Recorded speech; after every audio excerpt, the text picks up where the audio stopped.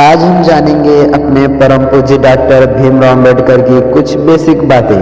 क्योंकि आपने सुना होगा कि चार लोग जब आपस में बात करते हैं तो कहते हैं कि अगर आप इतना ही बाबा साहब को मानते हैं या आप इतना ही भीमवादी या अंबेडकरवादी हैं तो आप उनके बारे में क्या जानते हैं। तो कुछ लोग उनको जवाब नहीं दे पाते हैं।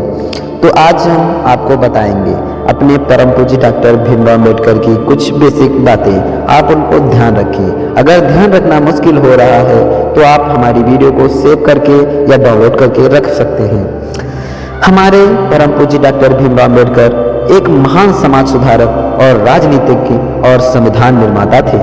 उन्हें बाबा साहब के नाम से भी जाना जाता था। उनकी मुख्य बातें कुछ इस प्रकार हैं, जैसे जन्म और परिवार। हमारे परम पूज्य डॉक्टर भीमराव अंबेडकर जी का जन्म 14 अप्रैल 1891 को मध्य प्रदेश के माहू नामक स्थान पर हुआ। वे महार जात के थे जिसे उस समय अछूत माना जाता था।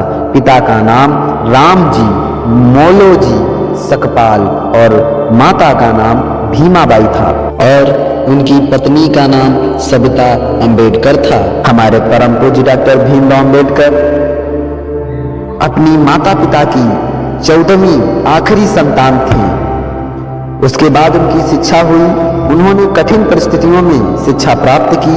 वे भारत के पहले दलित थे जिन्होंने विदेश, लंदन और अमेरिका से उच्च शिक्षा प्राप्त की।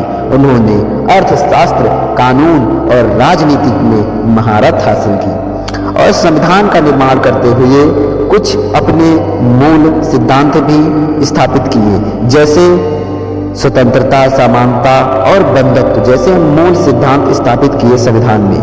और दलितों के उत्थान के लिए उन्होंने संघर्ष किया। जातिवाद और छुआछूत के खिलाफ आंदोलन भी चलाया और धर्म परिवर्तन के समय 1956 में उन्होंने बौद्ध धर्म अपनाया और लाखों अनुयायियों के साथ हिंदू धर्म से अलग हो गए। महिला सशक्तिकरण भी चलाया।